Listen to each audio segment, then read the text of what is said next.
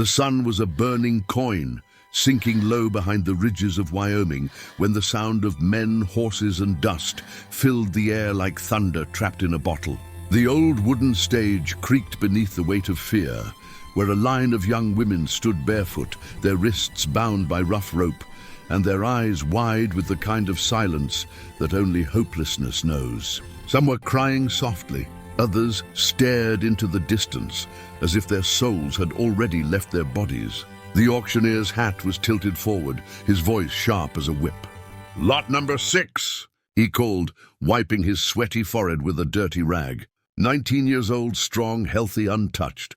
Starting bid, $1. A few drunken laughs rippled through the crowd. The men wore dust and greed like a second skin. This wasn't the kind of place where mercy had much value. At the edge of the crowd stood a man who didn't quite fit with the others. His name was Elias Boone, a tall, quiet cowboy with eyes the color of storm clouds and hands that had known too much loss. He wasn't there to buy, not really. He'd come to town for horse feed and nails, but when he'd heard the auction bell ring, something in his chest had drawn him closer, against his better judgment. Elias had buried his wife 3 winters ago under a cottonwood tree near the creek, marking her grave with a carved wooden cross. Since then, he had lived alone on the edge of nowhere, his cabin filled with echoes of laughter that no longer belonged to him. Now he stood there, hat in hand, watching a girl with long dark hair step forward onto the stage. Her dress was torn, her cheeks streaked with dirt, and around her neck hung a small pendant, a dull piece of metal, maybe copper, shaped like a leaf. It wasn't valuable, but she clutched it as if it were her last breath of home. The auctioneer shouted again, impatient. $1, gentlemen. Look at her, worth every cent and more." The men muttered among themselves. One old ranch hand smirked and tossed a coin into the dirt. $1, he said. Another voice called, $2! Elias felt his jaw tighten. $2 for a human being. For someone's daughter. He didn't even realize he'd stepped forward until his voice broke through the noise. $3. The crowd turned to look at him. The auctioneer blinked, surprised. 3? Well, we've got a hero here. The men laughed, and Elias felt the heat crawl up his neck. He ignored them, his gaze fixed on the girl who stood motionless, eyes lowered, as if she were trying to disappear into herself. $3, going once, going twice. The gavel struck wood with a hollow crack. Sold to the cowboy with the empty pockets. A few men chuckled. Someone muttered, "Fools wasting good money on trouble," but Elias didn't hear them. He stepped forward, handed over the 3 coins he'd kept in his coat pocket, and climbed the steps to the stage. The girl flinched as he untied the rope from her wrists, her hands trembling like a frightened bird's wings. "You're safe now," he said quietly, his voice rough but gentle. She didn't respond, just kept her head down. "Name?" he asked. After a long silence, she whispered, "Liana." The sound of it was soft, uncertain. Elias nodded once. "All right, Miss Liana, let's get you home." The ride back to the ranch was quiet. The sun fell behind the hills, painting the sky in bruised shades of purple and gold. Liana sat behind him on the horse, her small hands gripping the back of his coat. Every time the wind rustled through the grass, she flinched like she expected something terrible to happen. When they reached the cabin, the air smelled of pine and smoke. Elias helped her down, motioning toward the small porch. "It ain't much," he said, "but it's dry, warm, and safe." She followed him inside, her bare feet silent on the wooden floor. There was only one bed, a small table, and a fire crackling in the corner. Elias grabbed a blanket from the chair and handed it to her. "You take the bed. I'll sleep outside tonight." Her brows knit together in confusion. She didn't understand. Men didn't buy women to give them beds. They bought them for everything else. But Elias just nodded toward the window and said, "There's water by the basin if you need to wash. And some bread on the table. Eat as much as you want." She didn't move for a long moment. Finally, she whispered, "Why, you buy me?" Elias hesitated. He looked at the fire, then at the shadows dancing across the floor. "Because no one else saw a person standing up there," he said softly. "They saw a price. And I couldn't stand it." He stepped outside, closing the door gently behind him. The night was cold, the kind of cold that crawled into your bones, but Elias didn't mind. He sat on the porch, staring at the stars. For the first time in years, he whispered a prayer. "Lord," he said quietly, "if I've done wrong, forgive me. I just couldn't leave her there." He bowed his head, his knees hitting the wooden floorboards, his hands folded in silent faith. Inside the cabin, Liana sat by the fire, still clutching her pendant. The warmth touched her face, but her heart raced as she heard the creak of the porch. Through the small window she saw the cowboy kneeling, his hat off, his head bowed.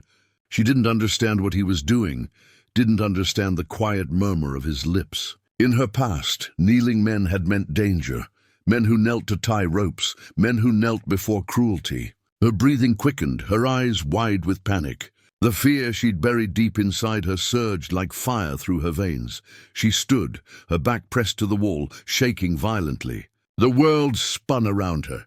The flicker of the fire became the flash of torches in her memory. The creak of the porch became the sound of boots in the dirt. And then, without warning, the scream tore out of her throat, a sound so raw and broken that it cut through the silence of the prairie like a blade. Elias shot up, startled, rushing to the door. He threw it open, his heart hammering. "Liana, what's wrong?" She was crouched in the corner of the room, her arms over her head, trembling. "Please don't hurt me!"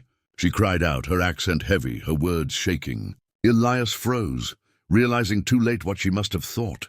He raised his hand slowly, his voice barely above a whisper. "I won't hurt you. I swear it." The fire crackled between them, throwing long shadows across the walls. For a moment neither of them moved, the air thick with fear and confusion. Elias dropped to one knee again, this time slowly, gently, keeping his hands where she could see them. "I was praying," he said softly.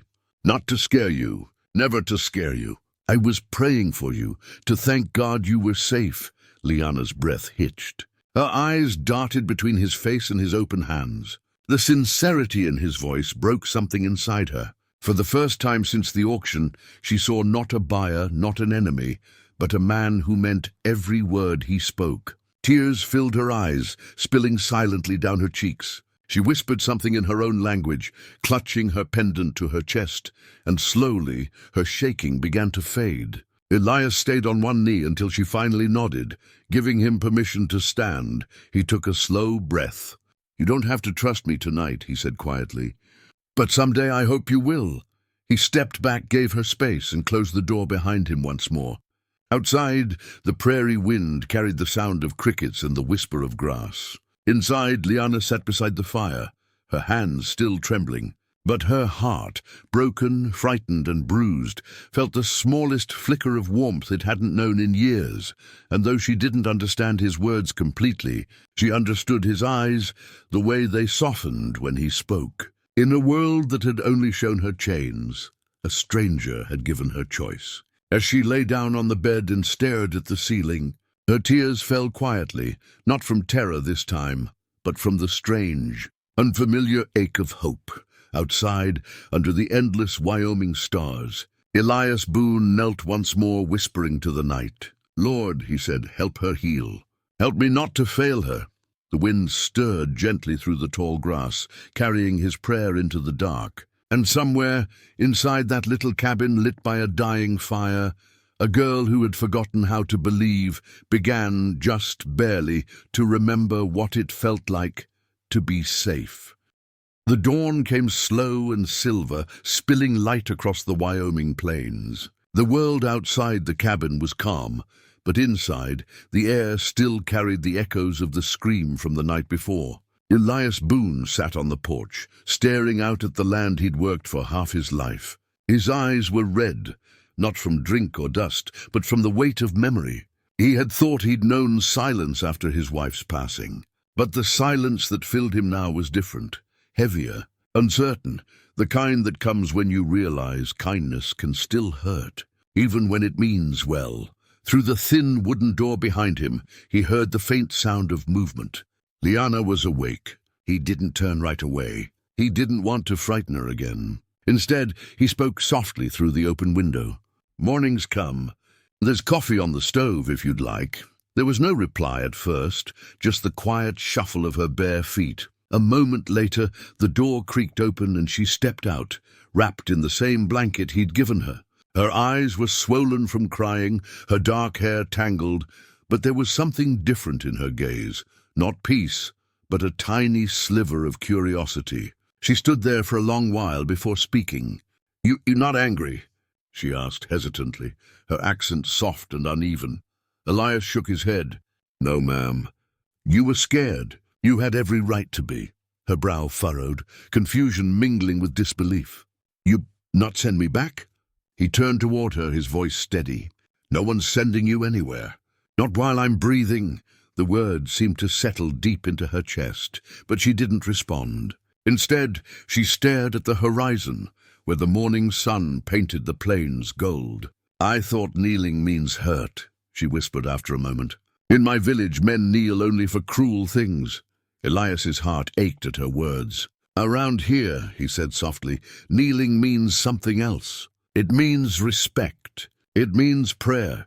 She looked at him like she wanted to believe it but didn't know how. The wind played with the loose strands of her hair as she clutched the pendant around her neck. "You praying for me?"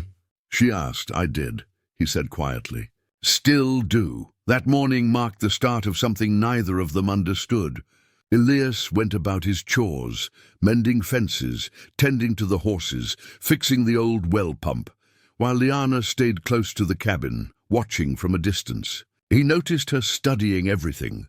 How he spoke to the animals, how he moved around the land, how he always tipped his hat toward the grave under the cottonwood tree. She didn't ask who was buried there, but he could tell she already knew. Days turned into weeks, and the air between them began to soften. Liana learned where the flour was kept, how to start the fire, how to patch torn shirts. Sometimes Elias would catch her humming softly while she worked, a haunting, beautiful melody from somewhere far away. At night, when the stars came out, she would sit by the window, whispering to herself in her own language, and though he didn't understand the words, he knew they were prayers. One evening after supper, she surprised him by asking to go to the creek. "I want sea flowers," she said simply. Elias hesitated. The creek was near his wife's grave, a place he hadn't shared with anyone since she'd passed. But something in Liana's eyes, a quiet respect, made him nod.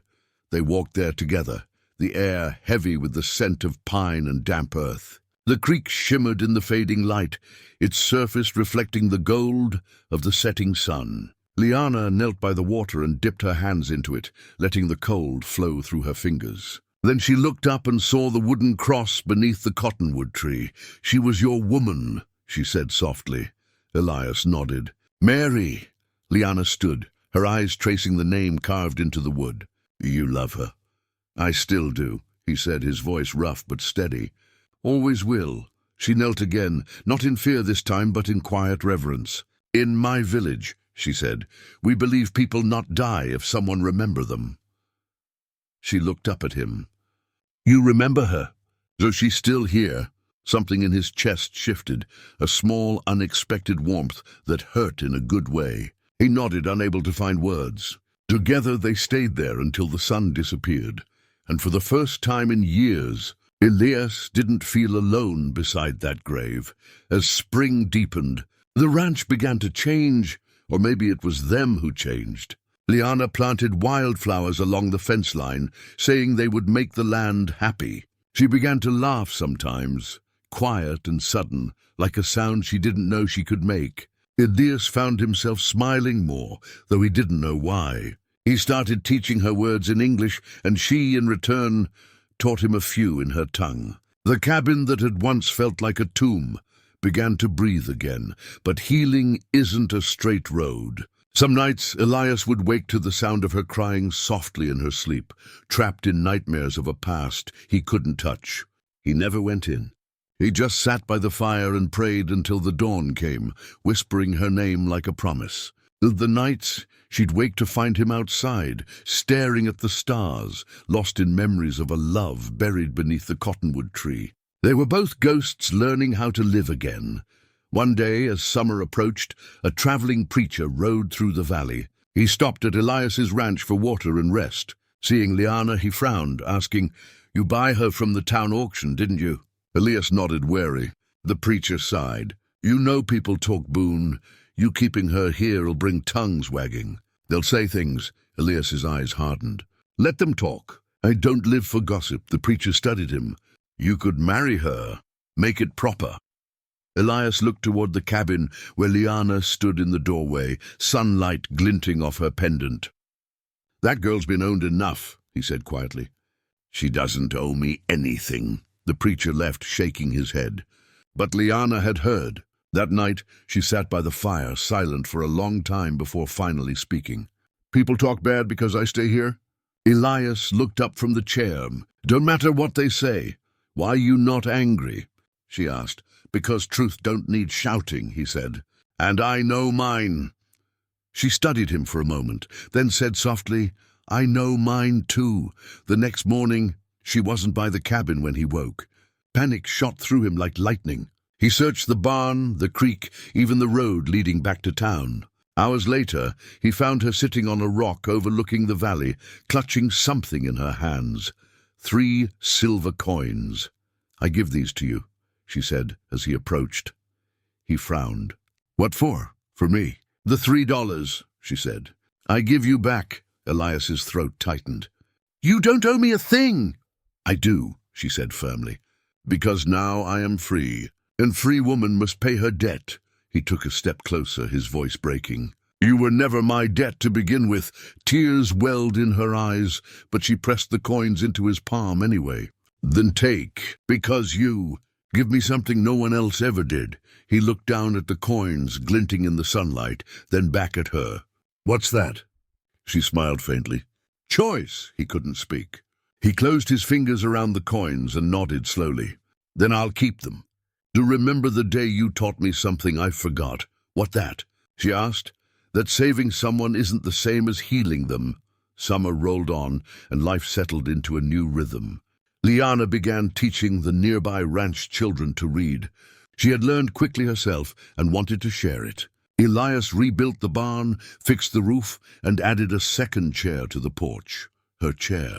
Every evening they'd sit side by side, saying little, watching the sun melt into the hills. Sometimes she'd reach over and touch his hand, just a simple touch, light as breath, but it said everything words couldn't. One night, after a long day, Liana asked quietly, "You still pray for me?" Elias nodded. "Every day." "Then I pray for you too," she said.